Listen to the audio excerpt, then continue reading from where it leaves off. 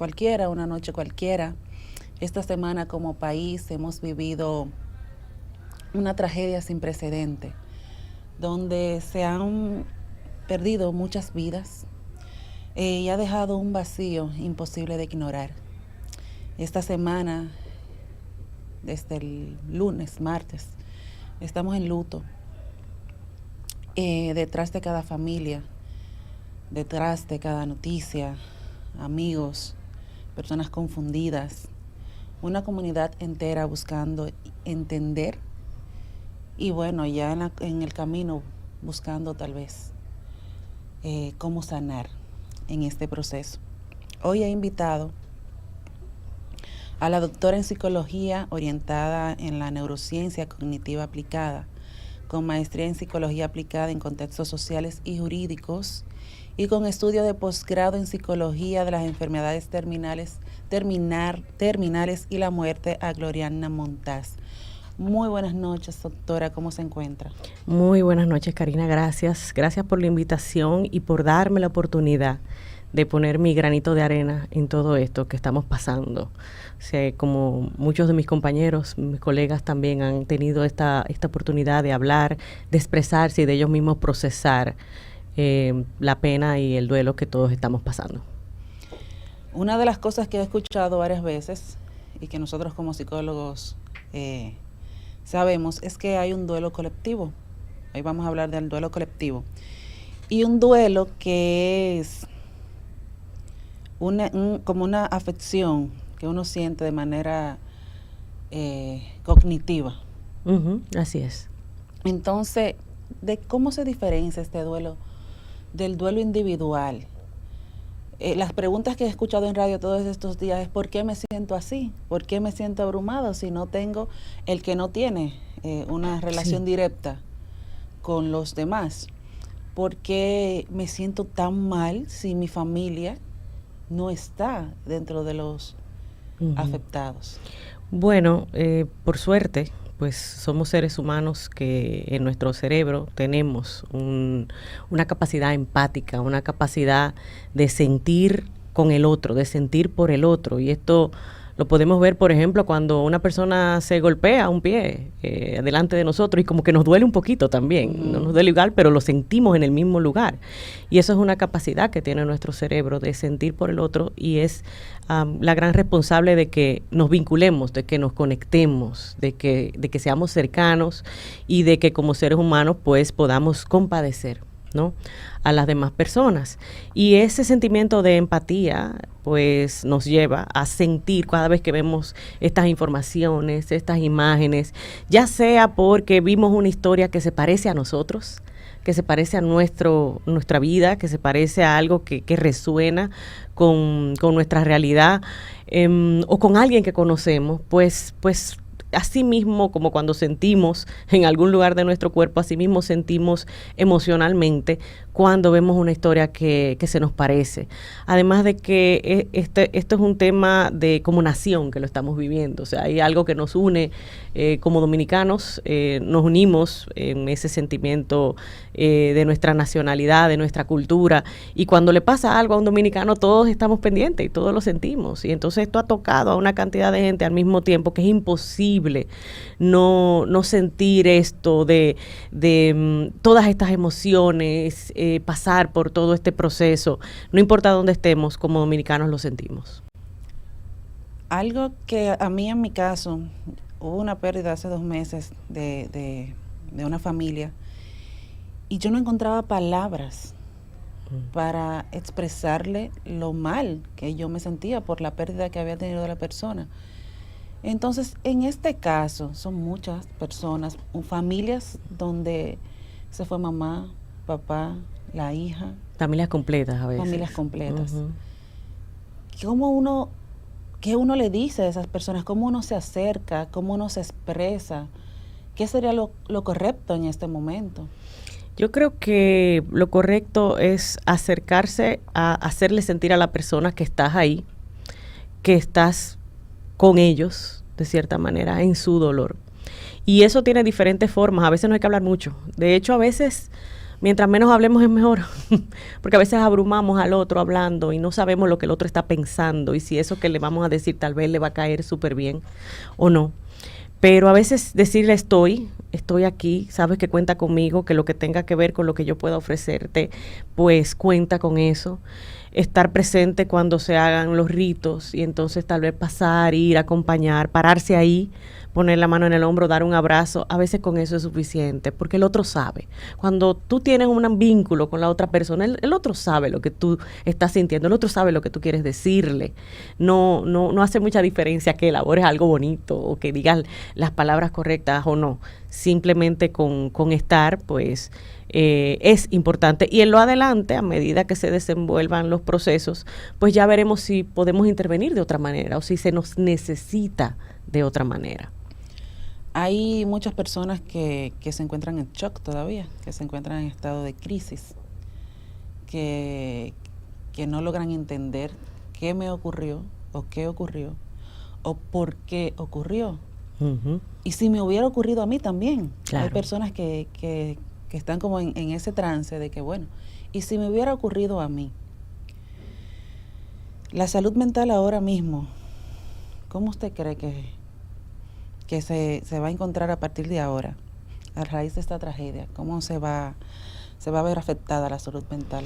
No, ciertamente nos moviliza porque nos pone esta situación en contacto, vamos a decir, de frente con la fragilidad de la vida humana. Uh-huh. Al ser humano se le olvida, ¿no? Qué tan frágil es. Y vive la vida a veces como si va a vivir 1000 años, ¿no? Y como que nada va a pasar. Y este tipo de cosas nos remueven porque como que nos siembra, ¿no? Nos aterriza y nos dice, no, espérate, recuérdate de qué es lo importante en la vida, porque la vida tiene una fragilidad, no sabemos el numerito que nos va a tocar, no sabemos cuándo nos va a tocar.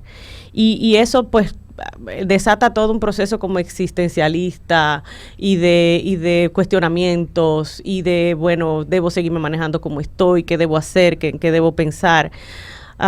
Y sí, la salud mental, toda la sintomatología relacionada con esa situación de incertidumbre, pues entonces va a aflorar.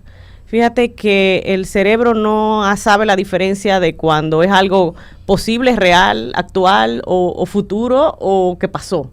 El cerebro solo entiende que algo está pasando, que algo muy delicado, muy peligroso está pasando, y entonces prepara el cuerpo para enfrentar cualquier tipo de peligro que pudiera venir. Y en esa preparación, pues la persona puede sentir taquicardia, puede sentir mareo, puede sentir dolores de cabeza, puede sentir temblores, puede sentirse mal del estómago, dejan de dormir, no le pasa la comida de la garganta. Y todo eso es porque el cuerpo se prepara para algo que pudiera ser una amenaza inminente que el cerebro todavía está procesando. Entonces, cada quien lo maneja de manera distinta, cada cerebro se va a expresar de manera distinta, pero ciertamente ahora mismo la sintomatología va a estar alta relacionado con la ansiedad. Muchas personas que dicen no estoy durmiendo, no sé qué me pasa, pero no puedo trabajar. Yo llegué a la oficina y algunas de mis compañeras me decían, estoy tratando de hacer un informe y no he podido avanzar. La secretaria me decía, yo no pude dormir anoche, y eso afecta su trabajo, afecta su día a día. O sea que sí, estamos todos de manera colectiva, como dijiste, experimentando lo que sería como un disturbio en nuestra salud mental, pero que es normal que sea así. A ver, es esperado, es lo que debe de pasar, porque es que estamos ante un evento que es muy fuera de lo normal. Me llega a la cabeza la parte de las personas que en este momento pudieran reprimir el duelo. Personas que no pueden llorar, no que no deben. A veces los hombres, principalmente, no, yo no voy a llorar porque yo soy fuerte. Pero en este caso hay personas que deben de tomar decisiones. Uh-huh. Que el presidente, por ejemplo, uh-huh, no tiene la oportunidad para hacer el duelo. El director del COE, uh-huh, ¿dónde está la oportunidad para hacer el duelo? Los bomberos, todos los que estuvieran ahí dando asistencia, o sea, ¿cómo pueden procesar o vivir ese duelo? ¿qué podemos hacer para que no repriman ese dolor? Y buenísimo que lo menciones, porque no se menciona tanto estas personas que son quienes deben prestar la ayuda, quienes están removiendo escombros, quienes están recibiendo las personas en las clínicas, que están también muy, muy afectadas y que están, como tú dices, postergando su proceso de duelo. Porque ahora lo primordial es ponerse en modo resolver. Hay que resolver. Y entonces tienen que... Incluso las familias que están recibiendo los cuerpos. Así es, tienen que parar y poner a un lado esa sensibilidad para yo poder tomar esas decisiones y hacer lo que tengo que hacer. Y esas personas también van a vivir su proceso, pero lo van a vivir después, y lo ideal es que sí se permitan. Y hemos visto algunos de ellos también, lo hemos visto que en algún momento no han podido y se han desbordado, porque realmente la situación así lo amerita. Pero lo importante es que en algún momento se den el permiso de sentir lo que tienen que sentir, de desplomarse, de desesperarse, porque si no es como una olla de presión. Entonces, si yo guardo todo eso ahí y nunca lo expreso, eso va a salir en un momento donde yo no tengo control de eso. O sea, que esa expresión es necesaria. Y eso sí he visto mucho, esa recomendación tan acertada de que permitan que las personas se expresen.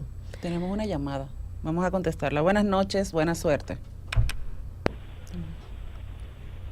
Buenas noches. Sí, buenas noches. Si pudiera hablar. No lo escuchamos. Buenas. Si puede volver a llamar. ¿Me escucha, doctora? Sí, ahora le escuchamos. Hello. Sí, por favor, marque otra vez. Qué pena que no se escucha. Pero sí te decía que he visto muy acertada esa recomendación constante en los medios, de que permitan que la persona se exprese, que permitan que la persona diga, hable, lo que sea que quiera decir, porque muchas veces nos cuesta ver el dolor. Y al costarnos ver el dolor, lo que decimos, no te pongas así, Dios lo quiso así, eso no, y eso se va a resolver, tú vas a estar bien. Y en ese momento lo que la persona necesita es que se le permita en un espacio seguro hacer lo que tiene que hacer. Desahogarse. Así es. Los que tenemos niños pequeños que de cierta manera tienen una relación con otros niños que tal vez han perdido sus familiares o adolescentes, ¿cómo debemos manejar este momento? ¿Qué debemos decirles? ¿Cómo podemos abordarlos? Fíjense que para estos niños, probablemente a los niños más pequeños es la primera vez que se encuentran en contacto tal vez con algo de esta magnitud, porque aunque nosotros tampoco habíamos vivido así hace muchos años, una tragedia que impacta todo, algo similar, pero sin embargo sí tenemos esa capacidad de verlo en otros países, en otros lugares, y entonces saber que eso es posible. Muchos niños probablemente es primera vez que se encuentran con esto de que esto puede pasar. O sea, yo pudiera perder a mi mamá y a mi papá porque salgan a un lugar, y sí pudiera desencadenar ese miedo, no querer que salgan, o hacer algunos retrocesos en el sentido de querer volver a dormir en la cama, estar como más ñoños, como dicen aquí. Todo eso es posible, y lo que tenemos es que hablarlo. Es que escuchar qué miedo tienen, o sea, qué es lo que está pasando, y dar informaciones adecuadas para su edad, precisas, concisas, no con detalles, y evitarles tal vez ver esos detalles de videos y de fotos que a veces circulan, que tanto también se ha recomendado que por favor resguarden la privacidad de las víctimas, porque los niños sin quererlo están expuestos. Si tienen una pantalla y pasan y un video, entonces hay que hablarlos con ellos, y hay que hablar sobre, ya necesariamente se hace hablar sobre la vida, sobre que la muerte es parte de la vida también, lo que eso significa, y reforzar nuestro sistema de creencias y lo que pensamos como familia, y sobre todo hacerlos sentir seguros, ¿no? Eso sería lo ideal. Muy bien, mira, me gustaría hablar de cuáles señales debemos observar al momento de que una persona necesite ayuda a nivel profesional, que ya tú la veas que se esté sumergiendo tal vez en una depresión profunda. Pero vamos a hablarlo luego. Estábamos hablando de cuando el duelo se complica. Mencióname primero las etapas del duelo para poder llegar a cuándo es que un duelo se puede complicar. Sí, bueno, pues el duelo tiene varias etapas, las definidas por la doctora Elizabeth Kubler-Ross a finales de los 60. Ella habla de esa primera etapa de negación. Y esa negación se puede ver en ese sentimiento de no puede ser, pero puede ser muy extrema, como esas personas, por ejemplo, que dicen haber visto sus seres queridos y que no pudieron haberlos visto porque estaban ahí, ¿no? Entonces, y los oí y los vi y no sé qué. O sea, la negación tiene varios matices, pero es una parte de ese shock inicial donde mi cerebro no puede computar esto que es tan doloroso. Mi cerebro me protege de sentir ese dolor tan agudo y busca la manera como de confundirme de cierta manera, no me da acceso a la parte más lógica y por eso nos cuesta tomar decisiones en ese momento. Realmente ahí cognitivamente la persona necesita mucho apoyo porque está como turbado, dice la gente, está nublado, está turbado para tomar decisiones. Después la persona puede pasar indistintamente del orden de las etapas, pero puede pasar por un proceso de rabia, de ira, de culpar, de culparse a sí mismo, de culpar a Dios, de buscar un culpable, de culpar hasta la misma víctima a veces porque estaba ahí, porque salió, y es parte también de ese proceso. Podemos llegar a la negociación donde, por ejemplo, personas que no estaban seguros de dónde estaba su familiar y podía decir, mira, Dios mío, si yo hago esto y si tú me lo salvas, yo hago tal cosa, ¿no? Esos procesos donde hay una negociación como interna conmigo mismo, si salimos de esto, yo voy a cambiar tal cosa, empiezan esas sensaciones de negociación. Pero luego vendría ya, cuando ya se va como asentando la realidad, pues entonces un proceso de depresión, de sentir todos los sentimientos relacionados y finalmente un proceso de lo que llamamos una aceptación de la realidad. No es que me guste, no es que me parezca bien, es una aceptación de que esta es mi nueva realidad. Y esas etapas, a ver, uno puede brincar de una a otra, uno no es que va linealmente hasta el final, sino que uno puede creer que está cerca de la aceptación y volver atrás en algún momento porque se acerca una fecha importante, porque algo me lo recuerda. O sea, no es un proceso lineal. Asimismo, tampoco es un proceso en el cual podemos definir un tiempo específico, ¿no? Ok.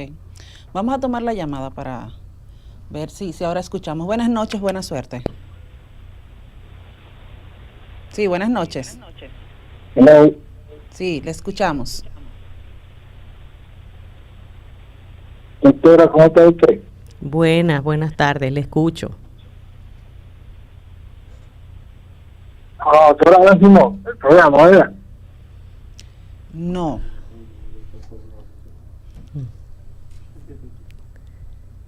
Bueno, la negación. Seguimos. Entonces les decía que no hay un tiempo específico tampoco, que va a variar dependiendo de la persona. Entonces no podemos decir que debe durar 6 meses o debe durar 1 año. Es que depende de quién era esta persona que se fue, quién era para mí, cuál era el vínculo, cuál fue la situación bajo la cual, la circunstancia bajo la cual pasó la pérdida.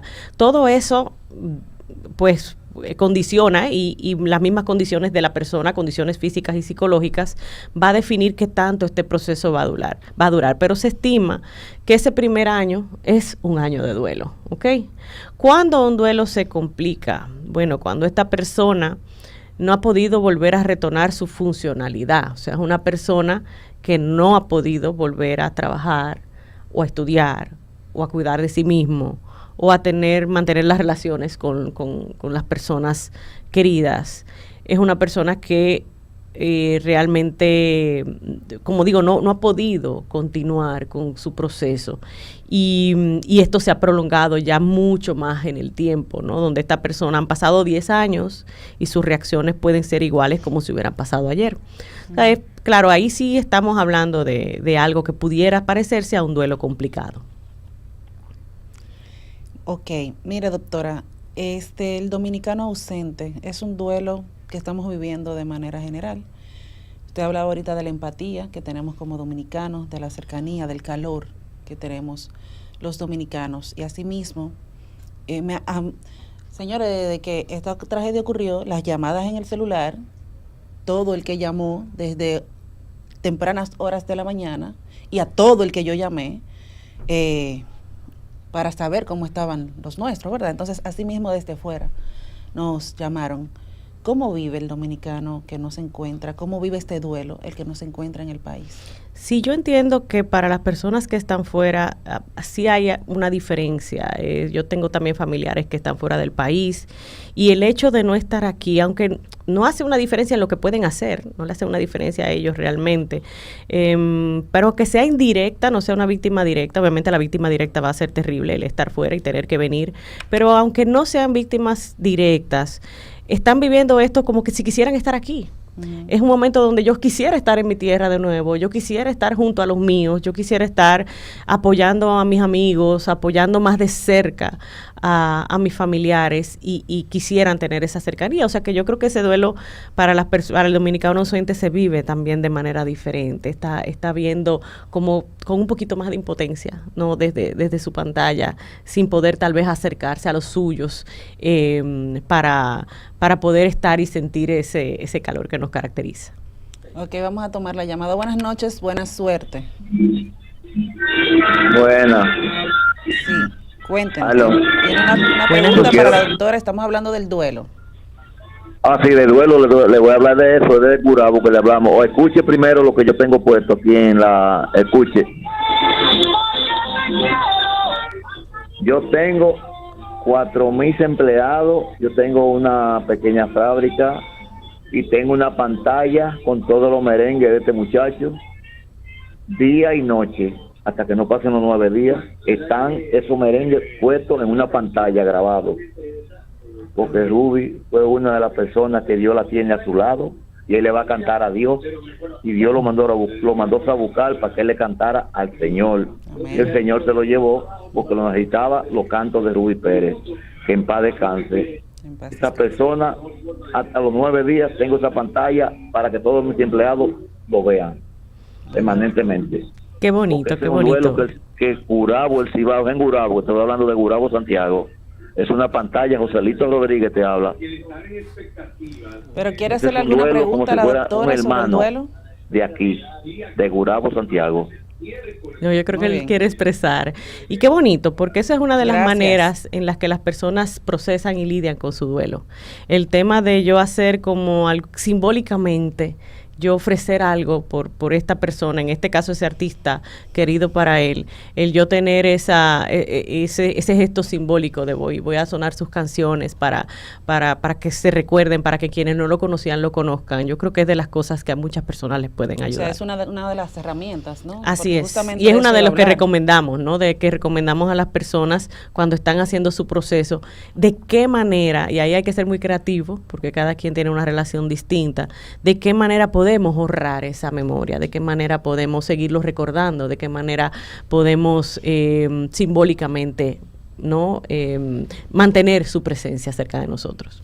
O sea que es importante los rituales que se hagan a nivel familiar. Así es. En todas las culturas los rituales son importantes. Se hacen diferentes rituales y se hacen por una razón, porque es necesario para que el cerebro ayudarlo a procesar y cada quien también puede tener un ritual personal, que es algo que buscamos. Tú preguntabas con los niños, por ejemplo, con los niños sería diferente. ¿Cómo hacemos un ritual? A través de los dibujos, a través de... Yo me recuerdo con mis hijos, le pusieron un mensajito en un globito a un familiar cercano nuestro que partió el día de su cumpleaños, cosas así que sean como gestos cercanos que les ayuden a procesar. Tenemos otra llamada, vamos a responder. Buenas noches. Doctora. Sí, le escucho. ¿Me escucha? Sí. Buenas noches, ¿cómo está usted? Buenas noches, dígame. ¿Es con la doctora Nacimiento? Ay, no. Estamos hablando de duelo, pero si usted quiere hacer alguna pregunta sobre el duelo, estamos aquí, estamos hablando sobre el duelo colectivo. La doctora es muy buena también, sí, muy pero buena la comparación. Hoy nos encontramos con la doctora Gloriana Montaz. hablando sobre el duelo colectivo. Entonces hablábamos de las herramientas. Y en los niños, justamente los niños que han perdido sus padres o sus familiares, me decía que los niños son más resilientes. Sí, los niños suelen ser más resilientes. Obviamente la pérdida de uno de los padres o de ambos padres es algo irreemplazable, ¿no? En la vida de un niño, que me crea un antes y después. Ahí es donde nuestro pueblo, vamos a decir, nuestra cultura es grande, en cómo se reúne la familia alrededor como para ayudar, asistir y cómo dar muestras de que no están solos y de que siempre van a salir personas adelante a asumir ese proceso. Ahora bien, ponerse de acuerdo en eso, a veces en las familias necesitan de ese acompañamiento terapéutico, de hacer un consejo de familia para definir qué será lo mejor en cada caso.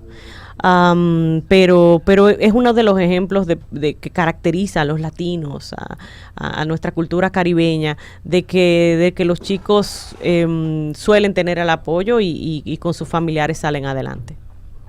Excelente, muchísimas gracias, doctora. Vamos a ir a una pausa, ya regresamos. Hablábamos de qué esperar en lo adelante. A partir de ahora, las familias empezamos a hacer un duelo. Lo estamos viviendo desde la tragedia, lento, ya tenemos recuperado. Estamos empezando. Cuerpo, y estamos ahí empezando. Entonces iniciamos en el proceso, pero también están las personas que sobrevivieron a esta situación y que también perdieron familiares, que entonces tienen una doble situaciones, tanto del duelo y de ellos recuperarse. Sí, que es una de las características de las personas que a veces sobreviven en estos procesos, que es la culpa del sobreviviente, ¿no? De sentirme y ¿por qué me quedé yo vivo? ¿Por qué no fue el otro? O hasta yo quisiera intercambiar, porque ahora entonces vivir con este dolor de haber perdido a esta persona, eso es algo que también se suele ver y que habrá que trabajar, pero estamos empezando, o sea, estamos al inicio de este proceso, pasando este proceso inicial del shock y tal vez de esa primera etapa, tal vez mucha de negación de este proceso, pero ahora es que estamos arrancando. Y entonces, como esto nos viene por tantos frentes, vamos a decir que estimo que esto es algo que se va a prolongar. ¿Por qué? Porque si no es por redes que lo estamos viendo, ¿no? Que nos salen los videos, que nos salen, van a seguir saliendo las historias, van a seguir saliendo los testimonios de las personas. Y esto es algo que nos va a dejar mucho tiempo dando vueltas en este primer proceso inicial. Cada vez que tú conoces una historia nueva y mira lo que le pasó a esta persona y mira esto y esto que salió nuevo, es como volver otra vez. Entonces estimo que vamos a estar como en ese bucle dando vueltas un tiempo, ¿no? Y claro, ya se están vislumbrando otras etapas de personas que ya están diciendo, no, esto es lo que tenemos que hacer, que vamos a hacer no sé qué, que vamos a hacer no sé cuánto, y todas las etapas mezcladas pues las vamos a seguir viendo. También con personas que conocemos, que nos enteramos, que nos vamos enterando, que también que un familiar que estuvo involucrado o personas del trabajo. Por todos los frentes esto nos llega y lo que vamos a esperar ahora es seguir manejando esta sintomatología, pero seguirla manejando en el sentido de que ahora nos toca tener una reflexión importante. Esto nos llama a la reflexión. Yo creo que esta Semana Santa, toda la Semana Santa llamamos a la reflexión, pero esta Semana Santa en particular nos llama a volver a sopesar qué es lo importante en la vida, ¿ok? Que la familia, las personas, nuestras personas cercanas, nuestros vínculos es lo que más importa en la vida. Y a cómo yo puedo reencauzar este ritmo de vida en el que tal vez se me olvida esa fragilidad, ¿no? Y dejo de darle importancia a las cosas y me molesté con alguien y no le hablo y como que volvamos a retomar desde esa fragilidad, desde esa conciencia, pues cómo yo vuelvo y reencauzo y le doy sentido y le doy sentido. Porque parte de ese proceso final de aceptación para muchas personas es no solo aceptar la realidad, es hacer sentido de la realidad. Y no hace muchísimo cambio ahora, ¿verdad? Como que hoy vamos a hacer todos los cambios por lo que acaba de ocurrir, sino que esos cambios se mantengan en el tiempo. Algo paulatino, o sea, es un momento de revisión y de tal vez mi camino iba por esta vía y resulta que ahora yo siento que tengo que hacer un cambio, que tengo que decir, no, es que por donde yo iba, por ahí no puedo seguir, trabajólico, sin ver a mi familia, sin enfocado en otras cosas, ¿no? Sino que para muchas personas esto puede ser, como digo, en buscar este sentido, pues nada, las personas van a tener que repensar qué es lo que quieren con sus vidas y con sus familias. Pero podemos seguir esperando un aumento en la sintomatología ansiosa, en esas dificultades que hablamos en un principio, de me cuesta dormir, de estoy sintiendo esta sensación física de malestar, de personas que sienten palpitaciones, que sienten que les falta el aire, que se despiertan en la noche desesperados porque se soñaron que iba a pasar algo. Todo esto lo podemos esperar. Entonces nos toca estar muy cerquita uno del otro.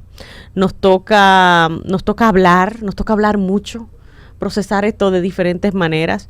Y importante también, tal vez limitar ese contacto con tanta información, porque llega un punto en que las redes sociales, nos abruma fuertemente la televisión, el celular, el periódico, de todo. Llega un punto en que ya es demasiado. Yo creo que ahí es importante tomar esa decisión de saber cuándo cortar. Entonces, algunas técnicas o herramientas para estas personas que sienten que pueden entrar en una sensación de pánico, que estoy manejando y tal vez estoy sintiendo estrés muy fuerte. ¿Alguna técnica, alguna herramienta para poder sentirnos más tranquilos? Mira, si ya una persona entró, vamos a decir, en lo que llamamos un ataque de pánico, ya ahí vamos a decir que todos los misiles fueron disparados desde nuestro cerebro como para atender esta situación de peligro, ¿no? Y más que todo, una persona ya en una situación así, lo que toca son primeros auxilios psicológicos, donde vamos a tratar de sentarlo, buscarle un poco de agua, hacer algunos ejercicios de respiración, porque lo que hay es que esperar como que el cuerpo se componga, ¿no? Vuelva como al equilibrio. Pero si ya sabemos que ya conocemos nuestro cuerpo, podemos tratar de prevenir, ¿no? Y ese tema de la prevención tiene que ver mucho con el autocuidado, ¿no? Tengo que en estos momentos de tanta sensibilidad, tengo que comer mejor, tengo que ejercitarme, tengo que dormir y tengo que soltar pantallas. Sí, tengo que refugiarme en mis seres queridos, tengo que buscar mi red de apoyo y cuando me estoy sintiendo abrumada, buscar asistencia y buscar la asistencia en diferentes vamos a decir, recursos que podemos tener. Hay personas que rezan, que oran, por ejemplo, las personas que tienen un mundo espiritual amplio y que lo han trabajado, pues entonces puede ser, pero hay personas que hacen ejercicio de respiración, que hacen yoga, que se dan una ducha de agua fría. Hay diferentes recursos y usted tiene que buscar el recurso que le funcione. ¿Sí? Muy bien. Doctora, no quisiera irme al próximo bloque, sin que me diga dónde la contactamos, cuáles son sus números, dónde las ubicamos. Yo estoy en el IDECIP, ahí estoy en el 549-7071, con un grupo de terapeutas que trabajamos diferentes áreas, y estamos a la orden, de verdad, con toda la disposición de dar apoyo a la población, sobre todo luego de estar pasando por un momento como este. Pues muchísimas gracias por venir a este programa el día de hoy, a darnos informaciones tan valiosas, a orientarnos sobre el duelo colectivo y esperamos verla en lo adelante también. Gracias a ti por la oportunidad. Bueno, vamos a ir a una pausa. Cuando regresemos tenemos a Erasmo Taveras de la Universidad Dominico-Americana UNITDA, quien nos trae informaciones de valor. En el segundo bloque nos encontramos con Erasmo Taveras de la Universidad Dominico-Americana UNITDA, quien es coordinador de vida estudiantil. Y hoy viene a hablarnos sobre un proyecto, una semana vocacional que tienen, sobre UniExperience. ¿Cómo estás, Erasmo? Bienvenido. Muy bien, gracias por la invitación. El día de hoy venimos a hablarle de una actividad que vamos a tener en la Universidad Dominico-Americana, UNITDA, que va a ser del 23 al 25 de abril, donde vamos a tener una semana, que es una semana pero serán 3 días, donde el estudiante de secundaria, universitario, persona interesada en ingresar a la universidad, pueda ver de primera mano lo que sería estudiar una carrera de negocios, tecnología o educación.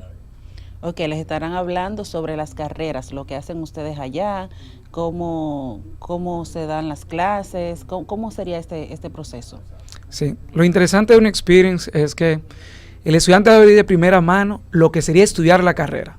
Okay. No cómo estudiarla en UNICDA en primera instancia, sino cuál es el ejercicio profesional, cuáles son los retos que va a afrontar, y luego en esa misma actividad va a interactuar con estudiantes de año intermedio y último año que le van a hablar de sus experiencias dentro de la universidad. Lo importante de un experience es que más que todo el estudiante esté más claro y más concentrado en lo que va a elegir en una carrera universitaria. Esto será totalmente en español. Sí. Que hablamos del dominico americano, ¿verdad? Universidad, pero cuando pensamos en el dominico americano pensamos en inglés. Las charlas serán en español. Sí, todo es en español, pero hay algo interesante que tiene la universidad, es que nosotros tenemos una carrera en el área de educación que se llama licenciatura en Educación, mención Lenguas Extranjeras e Inglés. Esta carrera se imparte en inglés en un 80% y un 20% en español. Aunque la charla se va en español, sí tiene que tener conciencia el estudiante que va a ingresar a esto, que tiene que tener un conocimiento intermedio del idioma inglés para entrar en ella. ¿Cuáles son los días de esta actividad? Va a ser el 23, 24 y 25, totalmente gratuito en horario de la tarde. ¿Y los costos? ¿Algún costo para la entrada? ¿Hay que pagar algo? Totalmente gratuito. Lo interesante, como te dije al inicio, que aunque está enfocado para estudiantes de secundaria, está abierto también para un público general. Eso quiere decir, si soy estudiante de quinto o sexto de secundaria, estoy en la universidad o no me he inscrito en la universidad, puedo asistir porque ahí voy a aclarar dudas, sea su elección o no la Universidad Dominico-Americana. Es una oportunidad que va a tener totalmente gratuito para poder aclarar dudas con relación a la oferta académica. Ok, ¿cuáles carreras es que tienen en la UNICDA? Nosotros en UNICDA tenemos en la área de negocio, tenemos un técnico superior en guianza turística, un técnico superior en análisis de calidad y sostenibilidad turística, una licenciatura en administración de empresas y una licenciatura en gerencia turística y hosteleras.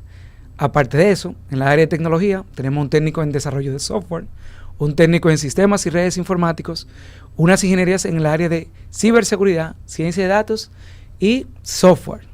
Y lo más interesante es que tenemos una propuesta nueva en el área de educación.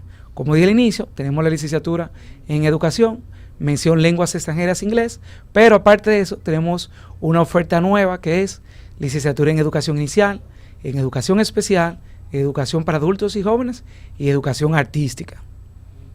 Excelente. Yo te estoy escuchando y estoy escuchando todas las carreras que están mencionando y todas las que ustedes están a la orden del día con las carreras, porque estamos hablando de ciberseguridad, de ingeniería en software, de la inglés como segundo idioma, mencionaste. Sí, en licenciatura en educación, mención lenguas extranjeras e inglés. Eso es para enseñar el idioma inglés, pero el estudiante una vez inscrito en la universidad, como es un 80% en inglés, ya está inmerso en el idioma, entiende la cultura, entiende la fonética, desde una parte básica hasta llevarlo a un grado más avanzado. Ah, pero excelente. ¿Dónde es que está ubicado la universidad? Sí, nosotros estamos ubicados en la Abraham Lincoln, entre la Independencia y José Contreras. Lo bueno que tiene la universidad es que tenemos una estación al lado de la universidad, que es la estación Francisco Alberto Camaño de Ño, donde el estudiante sale de la estación y ve la pared de la universidad, y una vez se retira de la universidad, nada más tienes que cruzar una calle. Eso quiere decir, todo el perímetro de la Abraham Lincoln entre la José Contreras y la Avenida Independencia está resguardado por la universidad, donde el estudiante tiene la seguridad que una vez está cerca del plantel va a tener toda la seguridad que no le va a pasar absolutamente nada. ¿Qué horario será la actividad? En el horario de la tarde, a partir de las 3 hasta las 5 de la tarde. Totalmente gratuito. Ellos llegan allá, van a escuchar su charla, van a pasar un buen momento, van a hacer todas las preguntas que necesiten del lugar. Tendrán, me imagino, que los responsables de dar las carreras. El estudiante, llegando a las 2:50, a 3 de la tarde, va a tener muchas sorpresas. Vamos a hacer un recorrido por la institución completa. Luego vamos a pasar con los coordinadores que le van a estar hablando en profundidad de lo que hace el ejercicio profesional de cada una de las carreras. Y luego, entonces, el estudiante va a estar interactuando con esos coordinadores y estudiantes de último año y año intermedio, una parte práctica de lo que hace la carrera para ahí poder aclarar más dudas. Excelente. Entonces, ellos ahí van a definir si les gusta esta carrera, si les gustaría participar en algo más. ¿Algo más que tú quieras agregar de algún beneficio que ustedes le van a presentar a ellos allá? Vamos a tener muchas sorpresas, las carreras de educación. Nosotros contamos con un acuerdo con INAFOCAN, que es el Instituto de Formación Magisterial, donde ellos van a hablar de todos los descuentos y todas las becas que ellos ofrecen. INAFOCAN ofrece una beca al 100% para estudiar educación, pagan la graduación y le dan una manutención de 8,000 pesos mensual a las personas que quieren estudiar educación. Aparte de eso, vamos a abrir nuestra convocatoria de becas que se llama UNICDA Excellence, donde becamos al 100% las carreras de tecnología y vamos a hablar de nuestros descuentos en las carreras de negocio. Es una oportunidad única que van a tener todos los estudiantes que asistan a UNICDA del 23 al 25 de abril, totalmente gratuito, en horario de la tarde, a partir de las 3. Ya pueden hacer el registro por nuestras plataformas sociales como Facebook, Instagram, la página web de nosotros, que pueden ingresar a www.unicda.edu.do a hacer su registro. En dado caso que por alguna razón no pueden ingresar a la página, pueden asistir sin ninguna dificultad y nosotros los registramos allá el día de la actividad. Pues excelente, muchísimas gracias Erasmo por visitarnos y por darnos estas informaciones tan importantes. Ya saben, no se pueden perder el Uni Experience en la Universidad del Dominico Americano, UNICDA. De este lado ha sido todo, gracias por sintonizar con nosotros, gracias Erasmo.